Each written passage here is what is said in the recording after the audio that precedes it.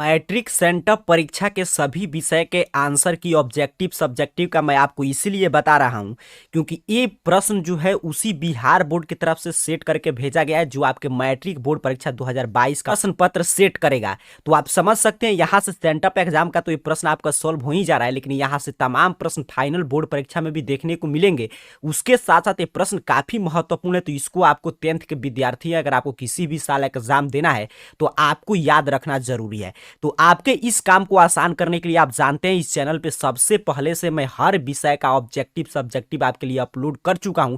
कोई भी प्रश्न मैं आपके लिए नहीं छोड़ा हूं, तो उसके लिए आपको इस चैनल को सब्सक्राइब करके और प्लेलिस्ट सेक्शन में जाकर देखना है। मैंने मैट्रिक बोर्ड परीक्षा सेंटअप एग्जाम के 2022 के नाम से एक प्लेलिस्ट तैयार कर दिया है, आपको सभी वीडियो मिल जाएगा। उसके साथ साथ आप arcareerpoint.com वेबसाइट पे विजिट करके भी सभी विषय का प्रश्न पत्र ऑब्जेक्टिव सब्जेक्टिव का आंसर की डाउनलोड कर सकते हैं। अभी के इस वीडियो में सोशल साइंस का मैं ऑब्जेक्टिव आपको बता चुका था, लेकिन यहाँ पे देखिए सेंटअप एग्जाम के सोशल साइंस का मैं आपको सब्जेक्टिव नहीं बताया था। तो इस वीडियो में हम लोग सब्जेक्टिव प्रश्न को समझेंगे कि क्या क्या प्रश्न आया है पूरे सोशल साइंस में। आपके इतिहास, भूगोल, नागरिक शास्त्र, अर्थशास्त्र, आपदा प्रबंधन, उसमें कैसे लघु उत्तरीय दीर्घ उत्तरीय प्रश्न पूछे गए हैं, उसको कैसे आपको उत्तर देना है, ये कला आपको जरूर सीखना है क्योंकि फाइनल बोर्ड एग्जाम में भी इसी रूप में प्रश्न आएंगे, तो आपको उत्तर लिखना जरूर सीखना है। तो देखिए कुछ इस रूप में आपका प्रश्न आया, यहीं पे आप नीचे की तरफ बढ़ेंगे तो यहां से आपको शुरुआत होगा ऑब्जेक्टिव प्रश्न की। तो 80 ऑब्जेक्टिव प्रश्न में से आपको 40 बनाना है। मैं आपका 80 का सॉल्व करा चुका हूं वीडियो के माध्यम से भी, और वेबसाइट पे भी उपलब्ध है, प्रश्न पत्र भी वहां पे उपलब्ध है, तो जाकर आप डाउनलोड कर सकते हैं। यहीं पे आप नीचे की तरफ पढ़ेंगे तो सीधे हम लोग सब्जेक्टिव की आज बात करेंगे। तो सब्जेक्टिव में सबसे पहले आपको मिलेगा इतिहास। एक एक प्रश्न महत्वपूर्ण है, बड़ा ध्यान से समझिएगा। इतिहास में सबसे पहले आपको लघु उत्तरीय प्रश्न सेंटअप एग्जाम और फाइनल बोर्ड एग्जाम में देखने को मिलेगा। कह रहा है आपसे 6 लघु उत्तरीय प्रश्न सर पूछे गए इतिहास में, जिसमें से आपको 3 का जवाब देना है। इसके लिए आपको 2-2 अंक अर्थात कि 6 अंक इसके लिए दिए जाएंगे। यहाँ पे ध्यान से आप पढ़ लेंगे। 6 में से कोई भी 3 आपको बना देना है। मैं इसमें से वही 3 आपको बताऊंगा जो कि सेंटअप एग्जाम में भी आपका काम चल जाए, उसके साथ साथ जिसके पूछे जाने की संभावना बोर्ड परीक्षा में इस साल सबसे ज्यादा है। जैसे पहला प्रश्न आपसे कह रहा है कि जर्मनी के एकीकरण की क्या बाधाएं थी। ये प्रश्न देखिए हर साल के लिए महत्वपूर्ण होता है। चलिए इसका उत्तर आप कैसे लिखेंगे इसको सीखते हैं। देखिए मैं बोला कि हर साल के लिए महत्वपूर्ण है, यहाँ पे आप देख पा रहे हैं। आपको उत्तर बिल्कुल ऐसे ही लिखना है कि जर्मनी के एकीकरण में निम्नलिखित बाधाएं थी। पहला बाधा था कि लगभग 300 छोटे छोटे राज्य में जर्मनी विभक्त था। दूसरा बाधा कि इन राज्यों में व्याप्त राजनीतिक, सामाजिक और धार्मिक विषमताएं। तीसरा राष्ट्रवाद की भावना का अभाव। चौथा था ऑस्ट्रिया का हस्तक्षेप। पांचवा था मेटरनिक की प्रतिक्रियावादी नीति।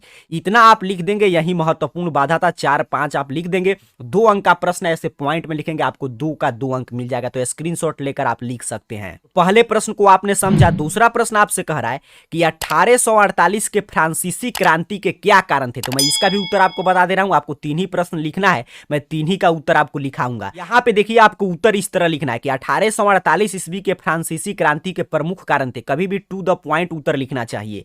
पहला कारण क्या था? मध्यम वर्ग का शासन पर प्रभाव। दूसरा कारण था राजनीतिक दल में संगठन का अभाव। तीसरा था समाजवाद का प्रसार और चौथा था लुई फिलिप की नीति की असफलता। इस क्रांति का सबसे प्रमुख कारण लुई फिलिप की नीति और जनता में उसके प्रति असंतोष था। वह जनता की तत्कालीन समस्याओं को सुलझाने में असमर्थ रहा, जिसके कारण क्रांति का सूत्रपात हुआ। कि लुई फिलिप का जो वहां पे नीति था वो जनता उससे असंतुष्ट थे और वो जनता के तात्कालिक समस्याओं को सुलझाने में असमर्थ रहा। तो ये प्रमुख कारण था। बाकी ये सभी कारण आप लिख सकते हैं। इतना आप लिख देंगे, आपको 2 में 2 अंक मिल जाएगा। चलिए 2 प्रश्नों का उत्तर हम लोग लिखना सीख चुके हैं। तीसरा प्रश्न आपसे ये भी काफी महत्वपूर्ण है। कह रहा है साम्यवाद एक नई आर्थिक एवं सामाजिक व्यवस्था थी कैसे। ये भी प्रश्न महत्वपूर्ण है। चलिए मैं इसका भी उत्तर आपको लिखा दे रहा हूं। 3 ही का उत्तर आपको लिखना है। ये भी प्रश्न काफी महत्वपूर्ण यहाँ पे आप देख पा रहे हैं। उत्तर आपको इस रूप में लिखना है कि मजदूरों को पूंजीपतियों के शोषण से मुक्त कराना, उत्पादन एवं वितरण में समानता स्थापित करना, मजदूरों की विशेष सुविधाएं जैसे कार्य के घंटे, वेतन, मजदूरों को संघ बनाने की सुविधा, मजदूरों की न्यूनतम आवश्यकताओं की पूर्ति करना, सामाजिक व्यवस्था में वर्ग संघर्ष को समाप्त कर वर्गहीन समाज की स्थापना करना, ये सभी नया काम हुआ था। इससे सिद्ध हो रहा है कि जो समाजवाद था, साम्यवाद था, वो एक नई आर्थिक और सामाजिक व्यवस्था था। क्योंकि देखिए आर्थिक स्तर पर भी काफी बदलाव हुआ समाज में, जो उसके पहले नहीं हुआ था, और सामाजिक स्तर पर भी काफी अंतर देखने को मिला। इतना आप लिख देंगे, आपका उत्तर कंप्लीट हो जाएगा। और इस प्रकार 3 प्रश्न आपका कंप्लीट हुआ। आपका इतिहास का 6 अंक कंप्लीट हो गया। बाद अगला प्रश्न है सविनय अवज्ञा आंदोलन के क्या परिणाम हुए। ये भी आप देख सकते हैं। प्रश्न महत्वपूर्ण महत्वपूर्ण है। नगरीकरण ने नई नई समस्याओं को जन्म दिया, ये भी आप लिख सकते हैं। निरुद्धिकरण अर्थात कि जो उद्योग धंधा बंद होने लगा था, ये भी आप लिख सकते हैं। कोई आपको लिख देना है, मैंने 3 आपको लिखा दिया। फिर इसको सॉल्व करने के बाद चाहे बोर्ड एग्जाम हो या ये सेंटअप एग्जाम, आप नीचे बढ़ेंगे ना, इसके लिए आपको 4 अंक मिलेंगे। आपको दिखाई दे रहा है 4 अंक का ये प्रश्न, अर्थात कि बड़ा इसका थोड़ा सा उत्तर आपको लिखना पड़ेगा।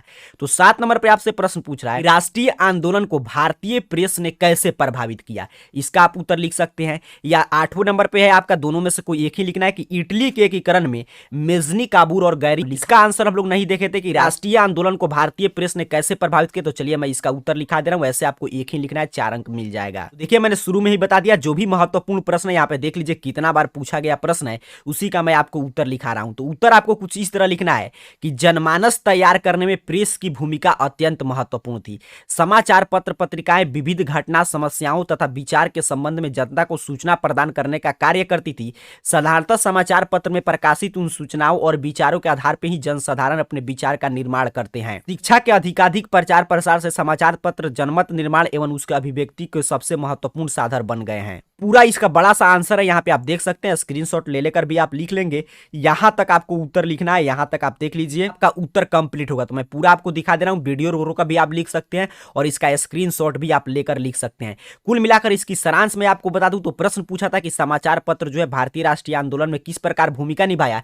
तो देखिए समाचार पत्र के ही माध्यम से उस समय के जितना भी नेता थे, चाहे पंडित जवाहरलाल नेहरू, भगत सिंह, चंद्रशेखर आजाद, महात्मा गांधी, लाला लाजपत राय, सुभाष चंद्र बोस, देखिए सभी लोग जो थे प्रेस के माध्यम से ही अपने विचार को अलग अलग पत्रिका को जनता तक पहुंचाते थे और जनता उनके विचार को पढ़कर उनसे प्रभावित होकर उनके साथ जुड़ती थी। और दूसरा कि अंग्रेज का नीति काफी खराब था, उन्होंने शोषणकारी नीति अपनाया था, तो इसके पता भी जनता के पास समाचार पत्र के माध्यम से ही चलता था।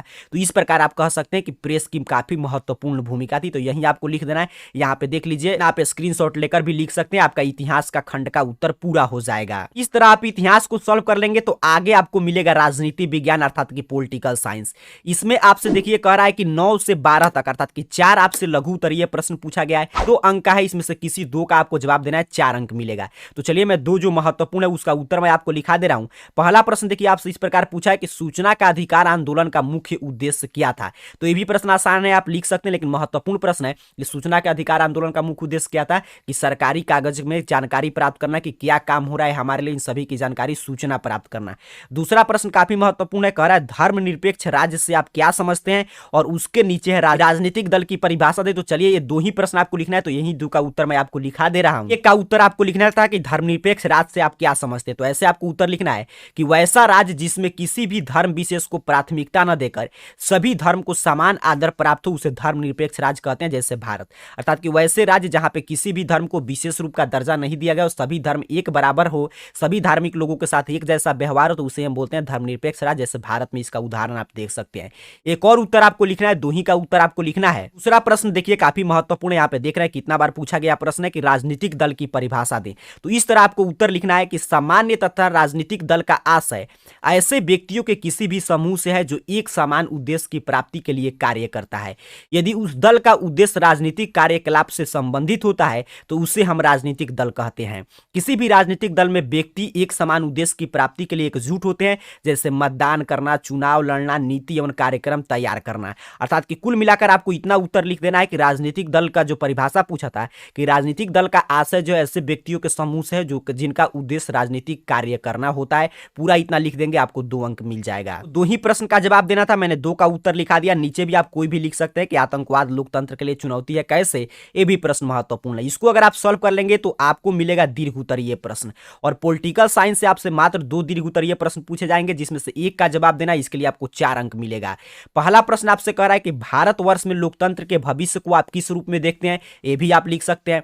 दूसरा प्रश्न है कि राजनीतिक दल के प्रमुख कार्य बताइए, तो ये हर साल के लिए VVI रहता है। तो चलिए मैं इसी का उत्तर लिखाता हूं, आपको 1 ही का उत्तर लिखना है। यहाँ पे आप देख लीजिए, मैं इसीलिए बोला कि ये क्लास काफी महत्वपूर्ण है। अगर आप परीक्षा दे चुके हैं, नहीं दे रहे हैं, किसी भी साल आपको देना है, क्योंकि जो VVI प्रश्न देख रहे हैं कितना VVI प्रश्न है, इसका ही मैं आपको उत्तर बता रहा हूं, ताकि सेंटअप एग्जाम का भी आपका कार्य हो और फाइनल बोर्ड एग्जाम का भी। इसलिए ये पूरे क्लास को अंत तक देखिएगा। छठा, राजनीतिक दल का प्रमुख कार्य, तो इसी तरह आपको उत्तर लिखना है कि किसी भी लोकतंत्र में राजनीतिक दल अनिवार्य है।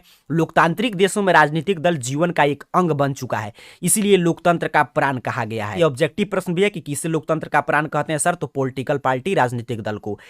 लोकतांत्रिक शासन प्रणाली में राजनीतिक दल के निम्नलिखित कार्य हैं। यहाँ पे कार्य आपको लिखना है।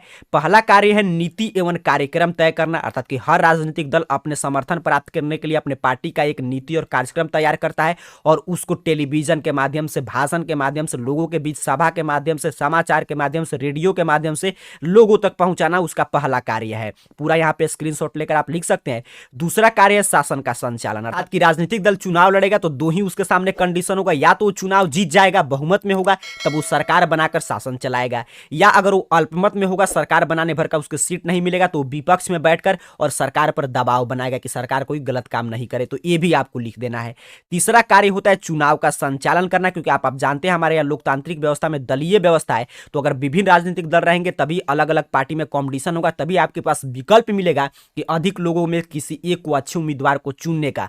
तो चुनाव का संचालन कैसे होगा, कौन सा पार्टी क्या एजेंडा पेश करेगा, कैसे चुनाव का घोषणा पत्र तय होगा, कहां से कौन उम्मीदवार को लड़ना है, कैसे जीतना है, ये भी राजनीतिक दल का ही कार्य है। पूरा यहाँ पे स्क्रीनशॉट लेकर आपको लिख लेना है।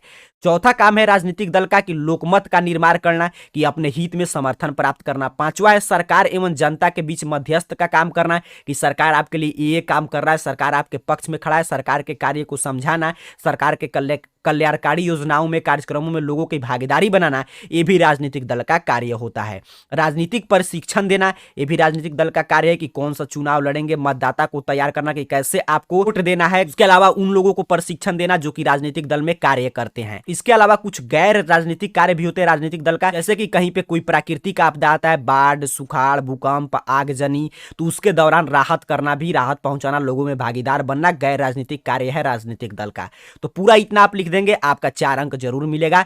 ऐसे ही आपको उत्तर लिखना है। इस प्रकार यहाँ पे आपने पॉलिटिकल साइंस का भी उत्तर कंप्लीट कर लिया। आगे आप बढ़ेंगे तो आपको मिलेगा इकोनॉमिक्स का प्रश्न, अर्थात कि अर्थशास्त्र का प्रश्न। अर्थशास्त्र में भी आपसे देखिए 4 ऑब्जेक्टिव प्रश्न पूछेगा, यहाँ पे आप पढ़ पा रहे हैं, कह रहा है जिसमें से किसी 2 का उत्तर देना है, जिसके लिए आपको 4 अंक मिलेगा। पहला प्रश्न काफी महत्वपूर्ण है। प्रश्न पूछ रहा है कि घरेलू उत्पाद अर्थात कि जीडीपी से आप क्या समझते हैं, ग्रॉस डोमेस्टिक प्रोडक्ट क्या है। तो चलिए ये काफी प्रश्न महत्वपूर्ण है, इसका उत्तर मैं आपको लिखा दे रहा हूं। ये मैं बार बार इस बात को बता रहा हूं कि मैं इसलिए नहीं बता रहा हूं कि ये सेंटअप एग्जाम का प्रश्न पत्र है, बल्कि इसीलिए मैं इसका उत्तर सभी सब्जेक्ट का, आप देख रहे हैं इस चैनल पे आपकी तैयारी को आसान करने के लिए सभी सब्जेक्ट का उत्तर सबसे पहले सही आंसर की ऑब्जेक्टिव सब्जेक्टिव का अपलोड हो चुका है। इसका एक ही उद्देश्य है, क्योंकि ये बिहार बोर्ड के उसी एक्सपर्ट के द्वारा प्रश्न सेट किया गया है जो आपके फाइनल बोर्ड एग्जाम का प्रश्न सेट करेंगे, और ये प्रश्न काफी महत्वपूर्ण है, इसको आपको जरूर रटना चाहिए। तो एक एक प्रश्न को ध्यान से समझिएगा। आपके लिए देखिए मैं चुन चुन कर प्रश्न बता रहा हूं कि जो प्रश्न सेंटअप एग्जाम में भी काम आए, उसके साथ साथ फाइनल बोर्ड एग्जाम में। तो प्रश्न यही है, देखिए ये भी प्रश्न कितना बार पूछा गया है कि सकल घरेलू उत्पाद अर्थात कि ग्रॉस डोमेस्टिक प्रोडक्ट जीडीपी से आप क्या समझते हैं, यही आपको बताना है। उत्तर आपको इसी तरह लिखना है कि सकल घरेलू उत्पाद के अंतर्गत किसी देश में किसी दिए गए वर्ष में वस्तु और सेवाओं के कुल उत्पादित मात्रा होता है। उदाहरण के लिए वर्ष 2009 से 10 में यदि खान से 40 लाख करोड़ रुपए एवं अन्य सेवा से प्राप्त लाभ 60 करोड़ हो तो वह सकल घरेलू उत्पाद होगा।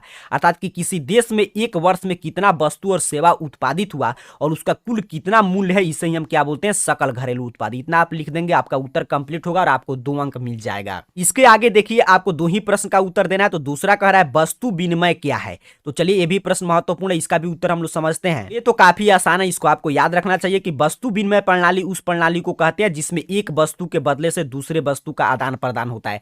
अर्थात कि एक वस्तु देकर दूसरा वस्तु प्राप्त करना क्या कहलाता है, वस्तु विनिमय प्रणाली, वस्तु के वस्तु को बदलना। तो इस तरह आप उत्तर लिख देंगे। 2 मैं आपको उत्तर बता दिया, 2 ही का उत्तर लिखना है। अगला है स्वयं सहायता समूह, ये भी आप लिख सकते हैं। उसके आगे पूछा आर्थिक विकास से आप क्या समझते हैं, कोई 2 ही उत्तर लिखना है।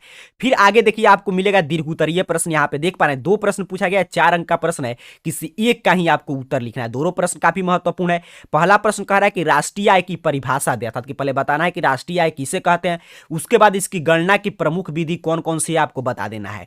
और अगला प्रश्न है कि उपभोक्ता के कौन कौन अधिकार है, प्रत्येक अधिकार को उदाहरण के साथ लिखे, अर्थात उदाहरण के साथ लिखे। तो मैं पहला प्रश्न काफी महत्वपूर्ण है, इसी का उत्तर मैं आपको लिखा दे रहा हूं, आपको 4 अंक मिल जाएगा। आपको एक ही उत्तर लिखना है। ये मैं बोल रहा हूं, मैं वीवीआई प्रश्न चुन चुन कर आपको लिखा रहा हूं, देख लीजिए कितना महत्वपूर्ण प्रश्न है। आपको उत्तर इसी तरह लिखना है कि राष्ट्रीय आय का अर्थ किसी देश में एक वर्ष में उत्पादित वस्तु एवं सेवाओं के कुल मूल्य से लगाया जाता होता है, अर्थात कि वर्ष भर में किसी देश में अर्जित आय की कुल मात्रा को राष्ट्रीय आय कहते हैं। अर्थात कि कोई देश एक साल में कितना आय अर्जित करता है उसे उसका राष्ट्रीय आय कहा जाता है। अपने परिभाषा दे दिया। उसके बाद कहा है कि इसकी गणना की प्रमुख विधि बताइए, तो इसके गणना की प्रमुख विधि है, पहला है उत्पादन गणना विधि।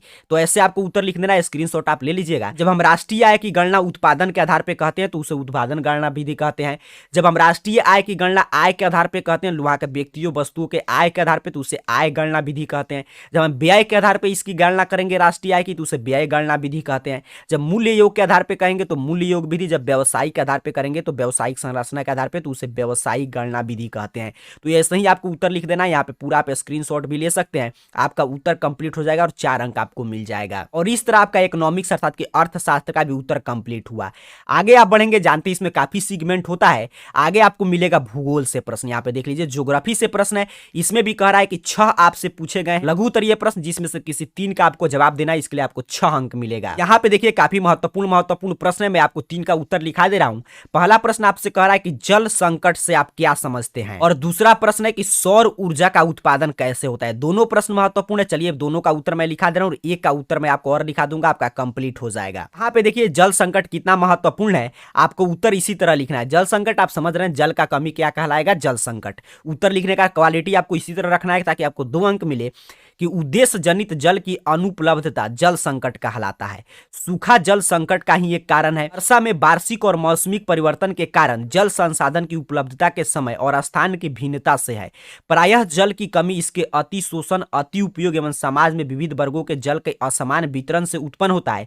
किसान खेतों पर अपने निजी कुएं और नलकूप द्वारा भूमि को संचित कर कृषि उत्पादन को बढ़ा रहे हैं। भूमिगत जल स्तर नीचे गिरा है और जल संकट उत्पन्न हो रहा है।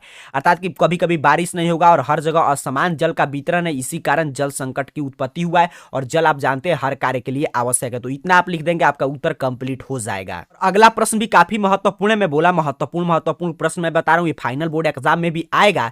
तो देखिए सौर ऊर्जा का उत्पादन कैसे होता है। तो ये भी प्रश्न देखिए कितना बार पूछा गया है। तो इसका भी उत्तर छोटा सा ऐसे आपको लिख देना है। 2 ही अंक का प्रश्न है कि सूर्य के ताप से प्राप्त ऊर्जा को हम क्या बोलते हैं, सौर ऊर्जा। और कोरोवोल्टाइक प्रौद्योगिकी द्वारा बिना टरबाइन आदि के सूर्य के प्रकाश को सीधे विद्युत ऊर्जा में बदल देते हैं। तो यही प्रौद्योगिकी है जिसे सौर ऊर्जा का उत्पादन होता है। तो इतना आप लिख देंगे, आपका उत्तर कंप्लीट हो जाएगा। अगला प्रश्न आपसे पूछा था कि भारतीय कृषि में निम्न उत्पादकता के क्या कारण है, ये भी आप लिख सकते हैं। उससे अगला प्रश्न है कि विनिर्माण से आप क्या समझते हैं। तो 2 मैं उत्तर लिखा दिया, 3 आपको उत्तर लिखना है। तो विनिर्माण भी मैं आपको लिखा दे रहा हूं, ये भी काफी महत्वपूर्ण है। आपको उत्तर इस तरह लिखना है कि वर्तमान समय में विनिर्माण उद्योग किसी भी राष्ट्र के विकास और संपन्नता का सूचक है। कच्चे मालों द्वारा जीवन उपयोगी वस्तु तैयार करना विनिर्माण उद्योग कहलाता है। जैसे कपास से कपड़ा, गन्ना से चीनी, लौह अयस्क से लोहा इस्पात, बॉक्साइट से एल्युमिनियम आदि वस्तु। अर्थात कि कच्चा माल से जो है नया वस्तु तैयार करना क्या कहलाता है, विनिर्माण उद्योग। इतना आपको लिख देना, इसका उत्तर आपको कंप्लीट होगा और 2 अंक आपको मिल जाएगा। इस तरह आपने 3 उत्तर ज्योग्राफी का लिख दिया। आगे भी प्रश्न को समझ लीजिए। अगला प्रश्न कह रहा है कि बिहार में कम वन क्षेत्र के 2 प्रमुख कारण। आपको जो मन करे वो भी आप लिख सकते हैं। मैं महत्वपूर्ण प्रश्न आपको बता रहा हूं। डेल्टा को परिभाषित कीजिए, ये भी आप लिख सकते हैं। नीचे आप बढ़ेंगे तो ज्योग्राफी से आपको मिलेगा दीर्घ उत्तरीय प्रश्न, अर्थात कि बड़ा प्रश्न। यहां पे देख लीजिए, इसमें कह रहा है कि आपको ज्योग्राफी से 2 दीर्घ उत्तरीय प्रश्न पूछा गया, जिसमें से किसी एक का उत्तर देना है। इसके लिए आपको 4 अंक मिलेगा। तो दोनों प्रश्न महत्वपूर्ण है। पहला प्रश्न कह रहा है कि खनिज के विभिन्न प्रकार को लिखिए और उसका उदाहरण का विवरण दीजिए। और दूसरा है कि भारत में सूचना प्रौद्योगिकी उद्योग का संक्षिप्त विवरण दे। तो पहला काफी महत्वपूर्ण है, दोनों में से एक ही का उत्तर लिखना है। तो चलिए पहले का उत्तर मैं आपको लिखा दे रहा हूं कि कैसे आप लिखेंगे कि आपको 4 में 4 अंक मिले। का उत्तर आपको इस तरह लिखना है कि सामान्यतः खनिज 2 प्रकार के होते हैं। पहला होता है धात्विक खनिज। इन खनिजों में धातु होता है, जैसे लौह अयस्क, तांबा, निकेल, मैग्नीज। क्योंकि बोला था कि उदाहरण के साथ आपको लिखना है। और धात्विक खनिज को हम लोग 2 भागों में बांटते हैं। पहला है लौहयुक्त खनिज। जिन धातुओं के खनिज में लोहे का अंश अधिक पाया जाता है, जैसे लौह अयस्क, मैग्नीज, निकेल, टंगस्टन, इसे लौहयुक्त खनिज कहते हैं। दूसरा होता है आपका अलौहयुक्त खनिज। जिन धात्विक खनिज में लोहे का अंश कम होता है, जैसे सोना, चांदी, सीसा, टीन, तांबा इत्यादि, उसे हम क्या बोलते हैं, अलौहयुक्त खनिज। ऐसे आप लिखेंगे। फिर दूसरा प्रकार है अधात्विक खनिज, जिसमें धातु नहीं होते हैं, जैसे चूना, पत्थर, डोलोमाइट, अभ्रक, जिप्सम इत्यादि। और अधात्विक खनिज भी 2 प्रकार के होते हैं। पहला होता है आपका कार्बनिक खनिज, जिसमें जीवाश्म होते हैं। ये पृथ्वी एवं पादप जीवों के परिवर्तन होने के कारण बनते हैं, जैसे कोयला खनिज जो है कार्बनिक खनिज के उदाहरण है। और अकार्बनिक खनिज, जिसमें जीवाश्म नहीं होते हैं, जैसे अभ्रक, ग्रेफाइट। तो पूरा आपको इतना लिख देना। यहाँ पे देख लीजिए, आप स्क्रीनशॉट लेकर भी रख सकते हैं। इतना आप लिख देंगे, आपका उत्तर कंप्लीट हो जाएगा और ज्योग्राफी का आपका उत्तर भी यहाँ पे पूर्ण हो गया। आप लिखने के बाद जैसे ही नीचे की तरफ बढ़ेंगे तो अगला सेगमेंट अंतिम होता है डिजास्टर मैनेजमेंट अर्थात कि आपदा प्रबंधन का। आपदा प्रबंधन से आपकी जानकारी के लिए बता दें, कोई दीर्घ उत्तरीय प्रश्न नहीं पूछा जाता है, सिर्फ लघु उत्तरीय प्रश्न 4 पूछे जाएंगे, जिसमें से 2 का जवाब देना है। इसके लिए आपको 4 अंक मिलेगा। यहाँ पे देख लीजिए, पहला प्रश्न है कि सुखाड़ के लिए उत्तरदायी कारण अर्थात कि सूखा के लिए कौन कौन कारक जिम्मेवार हैं, यही आपको लिखना है। इसका उत्तर आपको इस तरह लिखना है कि सुखाड़ के लिए निम्नलिखित कारक जिम्मेवार हैं। पहला है लंबे समय तक अपर्याप्त वर्षा और इसका सामयिक और स्थानिक विवरण में असंतुलित होना। दूसरा है मिट्टी की आर्द्रता की कमी इस स्तर तक हो जाए कि फसल मुरझा जाए, तभी क्या हो जाएगा, सुखाड़। तीसरा है जलाशय में जल का स्तर का गिर जाना। और चौथा कारण है इसका कि पारिस्थितिकी में जल की इतनी कमी हो जाए कि उत्पादकता घट जाए। सुखाड़ के बारे में आप उम्मीद करता हूं समझ रहे होंगे कि जो जल के कमी के कारण उत्पादन पर जो प्रभाव पड़ता है उसे ही सुखाड़ कहते हैं। तो ये सभी कारण है, इतना आप लिख देंगे, आपको 2 अंक मिल जाएगा। ऐसे ही पॉइंट में आपको उत्तर लिखना है। अगला प्रश्न आपको कह रहा है कि मानव जनित आपदा का संक्षिप्त परिचय दे। आसान प्रश्न था, आप लिख सकते हैं। अगला प्रश्न है कि बाढ़ से होने वाला हानि, तो आप देख रहे हैं क्या क्या हानि आपको लिख देना है। और नेक्स्ट प्रश्न है कि जीवन रक्षक आकस्मिक प्रबंधन से आप क्या समझते हैं। ये प्रश्न काफी महत्वपूर्ण है, चलिए इसका भी उत्तर सीखते हैं। तो आपको जीवन रक्षक आकस्मिक प्रबंधन के बारे में ऐसे ही लिखना है कि जीवन रक्षक आकस्मिक प्रबंधन किसी प्रशासन की कसौटी होती है। इसके अंतर्गत आपदा के आते ही प्रभावित लोगों को आपदा से निजात दिलाना ही प्रमुख उद्देश्य होता है, जैसे आग लगने के साथ ही तुरंत स्थानीय लोगों की भूमिका इत्यादि। अर्थात कि जीवन रक्षक अर्थात कोई भी आपदा आएगा तो तुरंत उससे जीवन को बचाना क्या कहलाता है, जीवन रक्षक आकस्मिक प्रबंधन। तो इतना आप लिख देंगे, आपका उत्तर कंप्लीट हो जाएगा। इस तरह यहाँ पे देखिए आपके सोशल साइंस का प्रश्न पत्र भी समाप्त हो चुका है। इस तरह सोशल साइंस में भी मैं आपको 80 का 80 बता दिया। ऐसे आप लिख कर जाएंगे तो 80/80 नंबर आप मिलेगा, क्योंकि ऑब्जेक्टिव में पहले आपको बता चुका हूं। 20 अंक प्रैक्टिकल आप 100 में 100 स्कोर कर सकते हैं। और सभी विषय का मैं बोला ऑब्जेक्टिव सब्जेक्टिव अपलोड हो चुका है, इस चैनल पे आप देख सकते हैं, या ercareerpoint.com वेबसाइट पे पहुंच के ये प्रश्न पत्र भी आप डाउनलोड कर सकते हैं। आप सभी को बहुत बहुत धन्यवाद।